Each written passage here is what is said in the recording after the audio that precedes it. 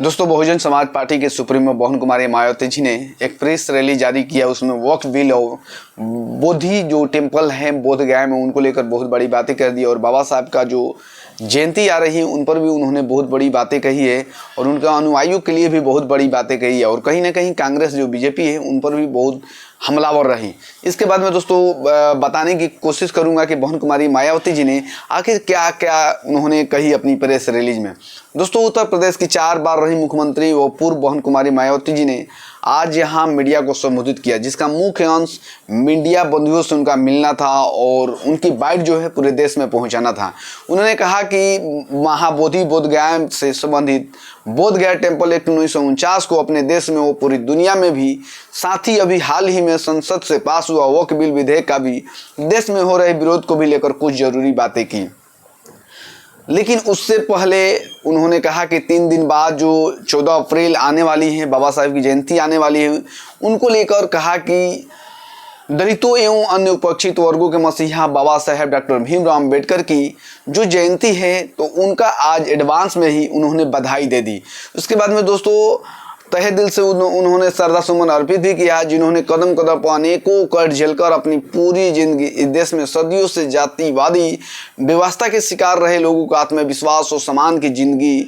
बसर करने के लिए समर्पित की है, जिसके लिए इन्होंने भारतीय संविधान में हर स्तर पर इनको जरूरी कानूनी अधिकार भी दिए। इससे उन्होंने बाबा साहेब को जो जातिवादी व्यवस्था थी उसको उखाड़ फेंकने में जो मदद की है, उन्होंने पूरी बातें को उन्होंने उजागर किया। लेकिन कहती हैं कि दुख इस बात की है कि उनका केंद्र और राज्यों की अब तक रही अधिकांश सरकारों में अभी तक भी इन्हें पूरा लाभ नहीं मिला, जिसकी खास वजह से ही बाबा साहेब भीमराव अम्बेडकर के बताए हुए रास्तों पर चलकर मानवर श्री कांसी राम जी ने उनके जन्मदिन के शुभ अवसर पर अर्थात 14 अप्रैल 1984 को बहुजन समाज पार्टी के नाम से राजनीतिक पार्टी का विधिवत गठन किया और फिर इस पार्टी के जरिए ही पूरे देश में इनके अनुयायियों को अपने पैरों पर खड़े करने का हमारा निरंतर प्रयास जारी रहा है। फिर कहती हैं कि जबकि पिछले कुछ वर्षों से कांग्रेस, बीजेपी और अन्य जातिवादी पार्टियां खासकर जन्मदिन के मौके पर उनके अनुयायियों के वोटों को लुभाने के लिए जो किस्म हथकंडे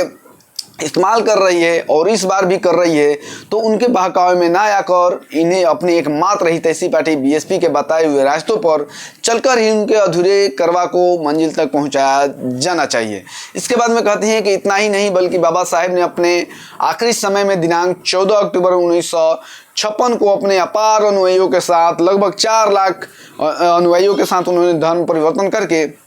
जो बौद्ध धर्म की दीक्षा ली, तो उससे भी अभी जातिवादी मानसिकता के लोग सनातनी बताने में लगे हैं। यह भी अति चिंतनीय की बात है और इस संदर्भ में यह बात सर्वविदित है कि बिहार राज्य की बोध गया बौद्ध तीर्थ स्थल के रूप में देश व दुनिया भर में अति विख्यात हैं। बोध गया में तथागत गौतम बुद्ध और उनके पवित्र ज्ञान स्थली पर स्थापित भव्य अति व प्राचीन महाबोधि मंदिर में सरकारी व गैर सरकारी स्तर पर गैर बौद्ध धर्म के मानने वालों के बढ़ते हुए प्रभाव एवं दखल को लेकर पूरे देश व दुनिया भर के बौद्ध भिक्षुओं व बौद्ध अनुयायियों में भारी बेचैनी व आक्रोश व्याप्त है तथा वे लोग इसको लेकर कांग्रेस की सरकार के दौरान सन 1949 में बनी बोध गया मंदिर प्रबंधन कानून में जरूरी परिवर्तन की मांग को लेकर शांतिमय ढंग से काफी समय से आंदोलन कर रहे हैं। इसके बाद में वो कहती हैं कि उल्लेखनीय है कि देश की आज़ादी के बाद कांग्रेस पार्टी की सरकार द्वारा बिहार में बोध गया मंदिर प्रबंधन के संबंध में जो कानून बनाया गया था उसमें जिलाधिकारी की अध्यक्षता में 4 हिंदू और 4 बौद्ध के मानने वाले लोगों की कमेटी बनाने का प्रावधान किया गया है, जो पहली नज़र में ही अनुचित, अनावश्यक और भेदभाव पूर्ण लगता है और उसके सरकार की इस अनावश्यक दखलंदाजी की वजह से ही वो वहाँ महाबोधि मंदिर में पूजा पाठ, देख रेख, संपत्तियों के संरक्षण, उसका रख रखाव और सब सफाई आदि के साथ ही लाखों तीर्थयात्रियों की सुख सुविधा आदि को लेकर भी स्थिति लगातार असहजतापूर्ण सी बनी रहने की आम शिकायत है, जिसकी वजह से बौद्ध धर्म के मानने वालों लोगों की मांग है कि महाबोधि मंदिर की पवित्रता को पूरी तरह से बनाए रखने तथा इसकी सही से देखभाल के लिए जरूरी कि मंदिर में पूजा पाठ, उसकी सुरक्षा और संरक्षण आदि की पूरी जिम्मेदारी बौद्ध भिक्षुओं व बौद्ध धर्म के अनुयायियों को ही सौंपी जाए। उन्होंने बहुत बड़ी मांग कर दी है कि जो भी ये व्यवस्था है बौद्ध धर्म के मानने वाले लोगों को सौंप देना चाहिए, यानी उनके अंगना में तुम्हारा क्या काम है। इसके बाद में कहती हैं कि जो इनकी यह मांग जायज़ है, जिस पर वर्तमान सरकार को तत्काल उचित ध्यान देना जरूरी है। वैसे भी अधिकतर लोगों का यही मानना है कि सन